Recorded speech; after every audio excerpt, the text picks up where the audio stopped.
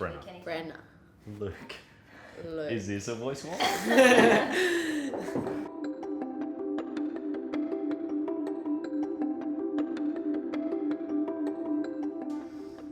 Okay. Ready? Okay. Yeah, we're ready. All right. Brenna Harding, thank you very much for joining us. Okay. Most well known for Puberty Blues, A Place to Call Home, more recently Black Mirror, and also your theatre and film production company, Loom. Yeah. Thanks for joining us. Absolutely. Yeah, these are actor industry chats where we just like to pick actors and theatre makers and directors' minds. So maybe if you give us an idea of how this all started for you, when it all started. Oh gosh. I think a big reason that I got into acting was a couple of things. One of them was that my mum worked a lot. Both of my mums worked a lot, and so they used to have to ship me off to places during the holidays. And so it started being the sport and rec camps. It started being, all the different ones. But finally we settled on the drama camps, which I really loved. I went to ATYP and NIDA, and I really, really got into those. But my first show was, I was really lucky. They were doing a TV show called My Place, a kids' TV show. The ABC were doing it for ABC 3 at the time. Based on a book by Nadia Wheatley and was being produced by Matchbox. And Penny Chapman, who produced it, recommended me to my agent Shanahan, and I signed up the following year, I think. So, yeah, it was a pretty nice way to begin. Wild, yeah. Yeah. Yeah, really such an cool. outlier kind of opportunity. You just absolutely. My parents wanted to get rid of me for a bit, so Yeah, I got real good at acting. Yeah, totally, that's awesome. Totally. And how important has that relationship been between you and your reps in terms of kind of helping you choose roles or guide you in some way? They've been there for so long. Like, they've kind of watched me grow up in many ways, because I signed with them when I was like 13 or something. Yeah. And so I think that one of the things that they've always made me feel is like, we don't have to worry about like what's happening right now, because like this is a career long thing, and if you're not feeling 100% on this project, then you can say no to it. That's fine, because we're not worried about whether this might be your last job or not, because you're going to have a career with us. And so that's been something that's been really nice, especially because I really value my education, and so I wanted to finish high school, and I'm now at uni doing a double degree, and I want to finish that as well. And so they're quite flexible around that arrangement and understanding and appreciate that about me and respect that that's part of who I am as an actor and as a worker. What a relief that must be. So nice. Really, really lovely. Because I imagine, and full disclosure, I'm with them as well, so I know what you're talking about, but some agents, I think, put pressure on talent to book now or else. Yeah, exactly. Yeah, no, I've never had that concern with them at all. They've, really supported me as a whole human rather than just the acting stuff. And I think, they respect the projects that I do choose to do.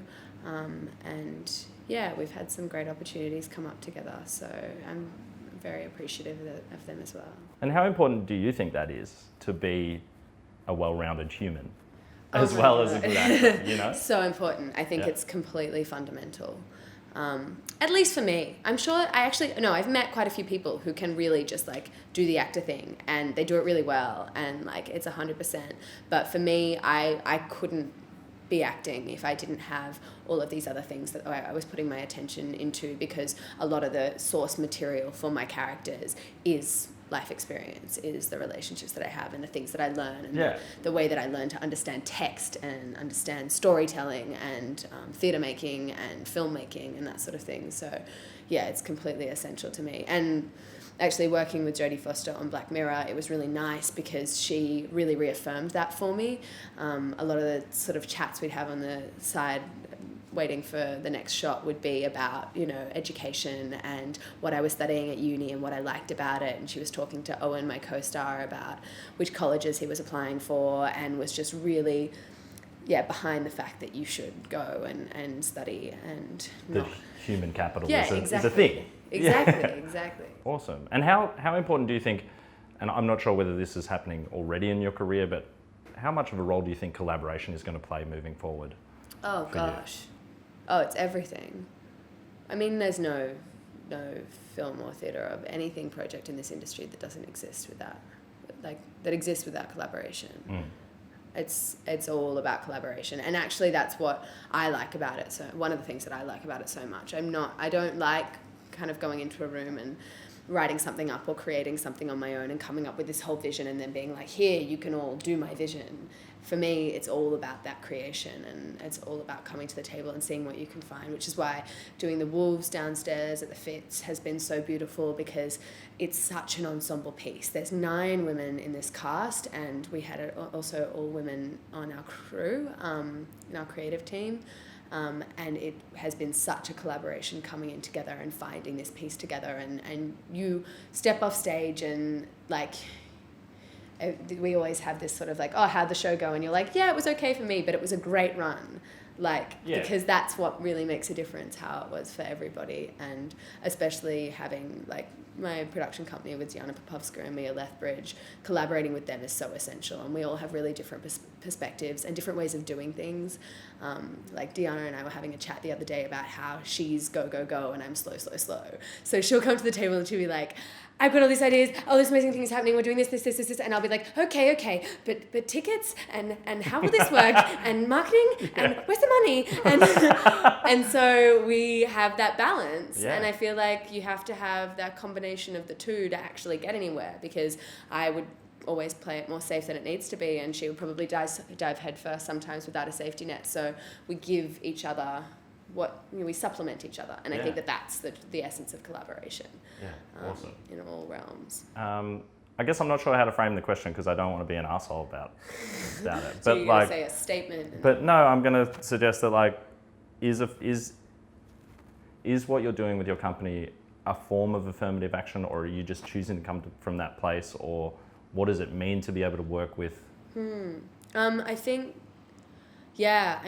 think there's a few ways to look at that. I think, yes, it is, but also, yes, naturally I go in that direction, because being a feminist is such a core part of my belief system and my value system, that everything that I do is going to lean in that direction anyway. It's a precarious space. Like I want. But I also think it's something really interesting, because I haven't been asked that question before. I think that we've got a climate at the moment that is very much like, this is good. Like, this is what everybody wants and everybody needs. And with movements like that, you don't spend as much time actually reflecting on why those things are important for like intrinsic reasons. You kind of just like, of course they are. Of course it's important to have affirmative action. Of course it's important to have diverse voices and spaces. But we don't always go back to 101 and be like, why is that? Like, why is that important to like see stories and be felt and heard on stage? And I think for me as well, it comes back to working in female-dominated spaces, or women-dominated, women-led spaces, feels really safe for me as a woman. And I don't mean safe in the like, play it safe way. I mean safe in like feeling that I'm being heard and listened to and seen, and also that I am sort of physically and emotionally safe. And I think that there's an equality in those spaces that exists partially because women understand what it's like to be oppressed and marginalized and for their voices to be silenced, especially in creative spaces. And so to then come together and be like, despite all that, we have voices and we want to be heard. I think that's where a lot of the power comes in. I actually think all spaces, men or women or non-binary people, should have a value of a feminine way of thinking, rather than a hyper-masculine way of thinking that we often go towards, which values emotion and values how people are feeling and how they connect with each other, and let us slow down in the creative process to be like, hey, are you okay? Like, how's your day been? Like, what's going on for you? And I think that that's something that our patriarchal structures has kind of gotten rid of in many aspects. Like, there's sort of a mentality in the theatre, sometimes leave your shit at the door. And it's like, no, like, we're human beings and we're about to do something really emotional and feeling and connect with each other. Like, we should be able to sit here and be like, hey, I'm struggling. Would you mind holding space for me? Or, hey, I'm going all right. What can I do for you? And I think that that's something that will come more and more when we have women at the forefront of projects and leading the way. Yeah, that's fascinating. That you're absolutely right. Like, leave your shit at the door. Leave your baggage at the door. Such an has always been a thing. Yeah. Yeah, totally. And that's something that we like addressed in this production, particularly. Was something that was brought up as like a practice that we could do, and I was like, whoa. That is so against all of my feminist principles, like the feminist spaces that I kind of operate in, because I've got a feminist organization called Moonlight Feminists, and we do a discussion group, and the idea of leaving your shit at the door to come in and be productive feminists is so anti-intuitive, because repressing things isn't an avenue to feeling seen and heard and validated and feeling good and moving forward. And you've got to respect your emotions and respect your body, especially as an actor, because those are your tools. So yeah, it's been really lovely downstairs. I imagine. And also, whether it's intentional or not, if you look at the projects that you've spent a fair bit of time on, you've had the privilege, I guess, of working with some really strong female casts. Absolutely. I absolutely have. I've worked with some incredible women. I mean, Jodie Foster was incredible. One of my first directors, Emma Freeman, was amazing. Even my first ever director, Sam Lang, was wonderful. And then, in the acting side of things, Susie Porter has her heart on the table the whole time and is just there with you. And listening to her talk about how much she loves her foster dogs is just a way to brighten your day. Yeah. Absolutely. I've worked with some incredible women and some incredibly feeling men as well. My first director, setup director on Puberty Blues, Glendon Ivan, is like incredible. He's so emotional and there and present with you and throws so much of what he believes in into his projects, gets all consumed by them, is completely passionate about them, and has such a knack for storytelling and visualizing. I'm so glad I got to connect with him. And that's the thing, we got to connect professionally but also personally, and we'll still go for beers in Melbourne and chat about his next projects, and listening to him to talk about raising his daughter and how wonderful she is and the parenting struggles he's having is it's a really beautiful connection for me, and it's really nice to be able to have that relationship off the back of working together, which I feel like doesn't always happen. Did you ever do any training? No, I did the holiday courses, and I did drum class at school, but I never did proper training, and it's a really interesting thing. Let's talk about it. Okay. Yeah. Because I think time on set is obviously like an incredibly valuable thing. Oh, absolutely. And like I'd walk into drama classes and I was like, why am I here? Like, we're doing Space Jump, and I've know what all of the crew roles are. And like, for me, like one of the most essential things that you could bring to a crew is, remembering people's names and respecting who they are. And one of the things I love is being genuine about how you're feeling, like I was talking about before, and being understanding of how other people are feeling, and like you're with these people for like maybe 15 hours a day, 5 days a week at ridiculous hours, so late into the night, and just being understanding of people having off days and bad days and not being okay, and just being supportive and good through that was like one of the most invaluable skills that I could bring. But that's not something that you learn in a class, and I think that I did learn a lot on set that I don't think I would have learnt in the classroom. But I don't think that discounts training. And I think it's been really interesting for me working with actors who have trained in different ways. And I think that there is a curiosity that I have about the sort of things that they've learned and people that they've connected with. And I guess having some time to meditate on what your craft is, what it means, why you do it, how you do it, looking at how other people do it and shaping your own way. And so it's not something that I'm completely opposed to, but it was just never part of my acting journey, because I got signed when I was 13 and continued to get work every year, and then really wanted to go to university and study non-actory things. There hasn't really been a look in for it so far. And I guess I'm just really interested in talking to people who have trained about their experience and different things that they've learned and like things that they've taken away from that, and using the plays and the projects that I work on as training grounds as well, and seeing, you know, how much I can push beyond just sort of doing the play and actually go into that new realm. But I think that's mostly just about trying to keep myself receptive. I think I did definitely when I was younger go like, oh, like I don't need to train, like I'm already working. But I'm like, yeah, like whether you're working or not, I think that it's an invaluable thing, as education is. And so I think I've gotten to a point now where I'm just, I have a higher respect for people who have trained and for training institutions, flawed as they may be sometimes, but that there is a lot that you can take away from that, and that dedication to craft is an important thing to have. And so I'll try and learn as much as I can from other people, and maybe I will train at some point in acting, and maybe I'll take nothing from it. Or maybe I'll just read a couple of books or talk to my friends who just did directing at NIDA or, you know, that sort of thing. But yeah, it's definitely something I'm interested in. I think that ability, if you have that ability, or even just bringing a conscious awareness to trying to stay as open as you possibly can.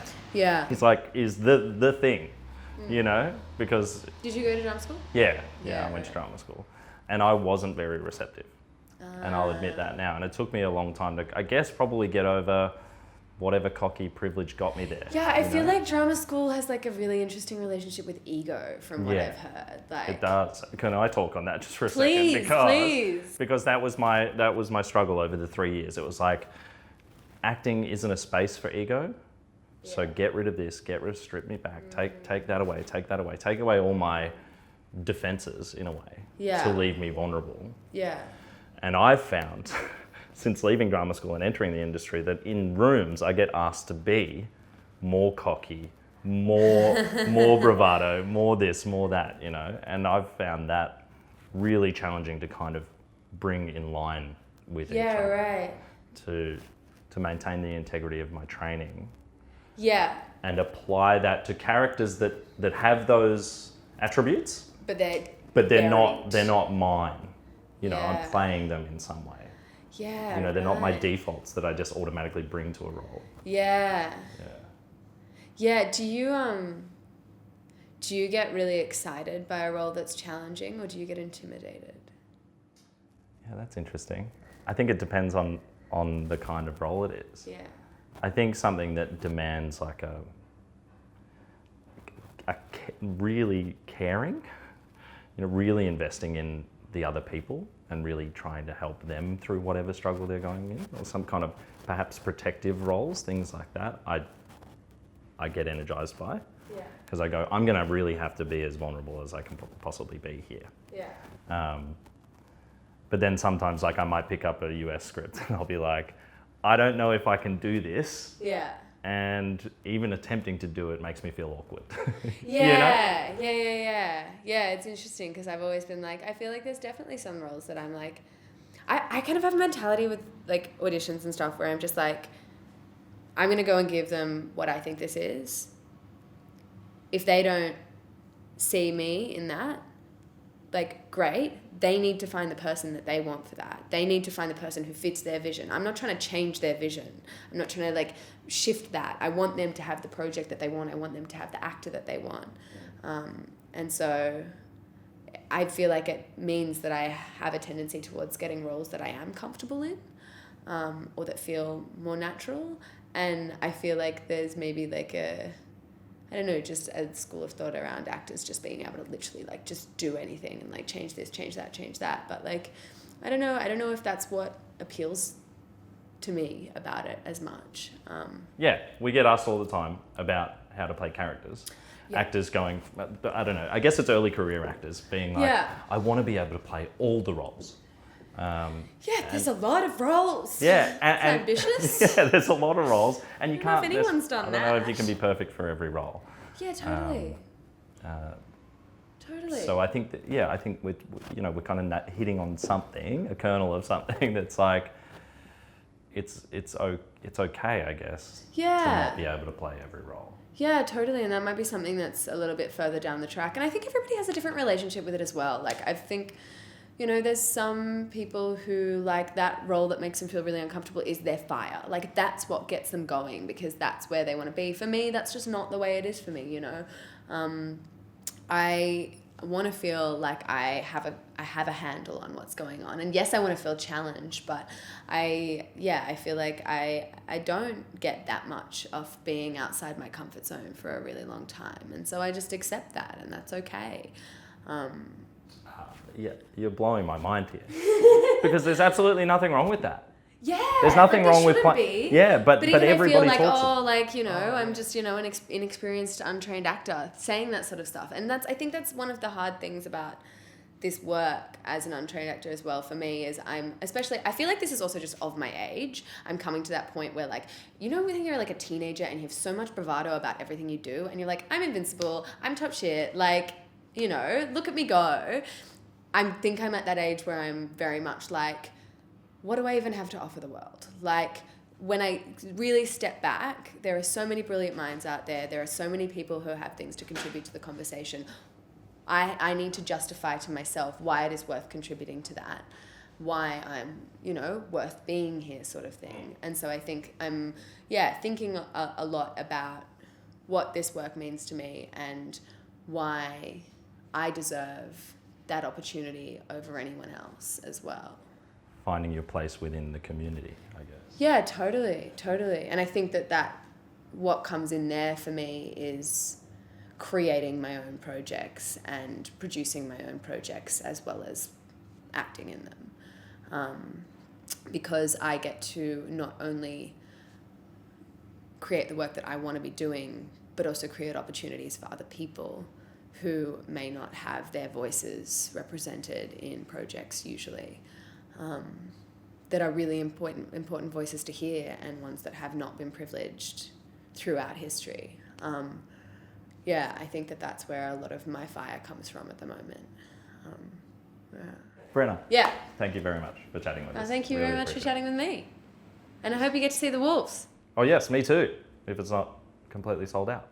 Yeah, I think it is, but that's all right. I'll try to squeeze in.